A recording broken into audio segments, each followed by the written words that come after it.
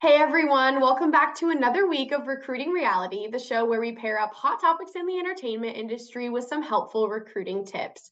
And as we're nearing the end of award season, Liz and I wanted to go back and just reflect on the Golden Globes. It hit social media like crazy. And one of the big things that happens with any award show is all of the critiquing that goes into it, whether it's about the fashion, about different drama that happened, about people who actually received the awards, and so on and so forth. But one of our favorite things is just absolutely fangirling over these dresses that happen on the red carpet.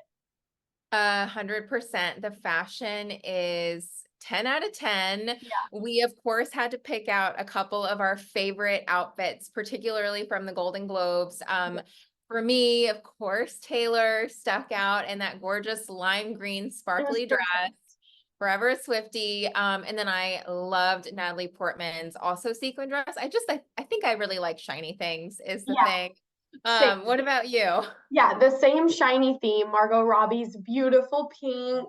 Just it was just beautiful. I think she found out through the Barbie movie that pink is really her color, so I'm glad she's embracing it. She's embracing it. Yes. And then Julianne Moore, she had this beautiful red dress with this nice, pretty neckline. It was simple and elegant and nothing too crazy. And I really liked that one whenever she walked through. But, anyways, tying into our recruiting topic, Liz, do you want to take it away?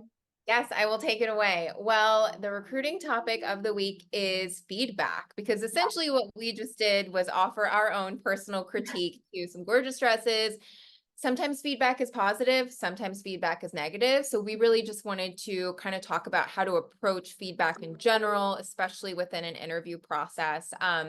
Couple key points that I really wanted to talk about when you are speaking either with the recruiter that you're working with or the hiring manager and they're offering feedback, it's okay to ask for even more specifics. It's these specifics that will help you figure out what areas do I really need to hone in on? What are those nuances within these areas that can give me room for improvement?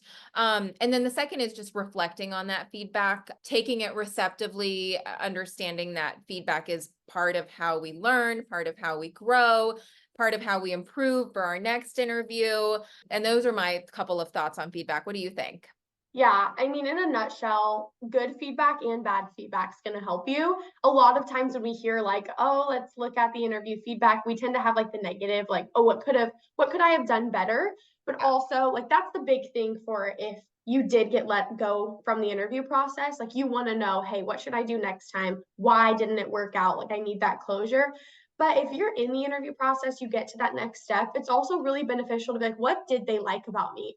What Yeah. made them want to move me to that next step? What can I continue expanding on or reinforcing throughout the next rounds of the interview process?" And so I think it's really beneficial to ask for both, depending on kind of what your stage is, and really learn from both.